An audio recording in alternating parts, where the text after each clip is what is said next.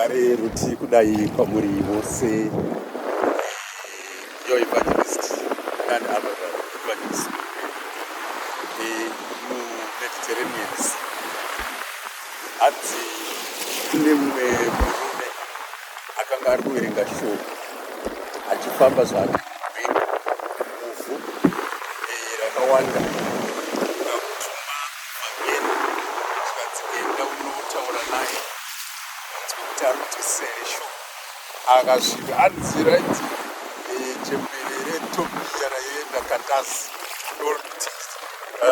jemberere kandasi raienda rakiramba mujerusarema achiverenga shoko chitora paitaurwa nyaya yemwanakomana zvikanzi uri kurinzwisere shoko zvikanzi ndingarinzwisisa sei ndisina anditsanangurira. Hanzi Filipi ari kutsanangurira shoko kuti apo pari kutaurwa mwanakomana wemunhu Jesu Kristu werudzi rwadhavhidhi shoko yaJudha kuti ndiye achauya agodzivirira vanhu vese.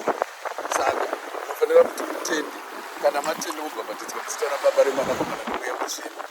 Hanzi jembere rakati shoko rariti ona iyi mvura mvura saka chingo chingandikonesa kuti ndibhabhatidzwe.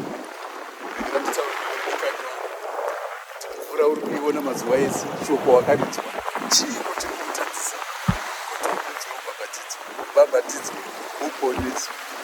Uya uponeswe, uya uponeswe, uya uponeswe, uya uponeswe. Haleluya, haleluya, haleluya.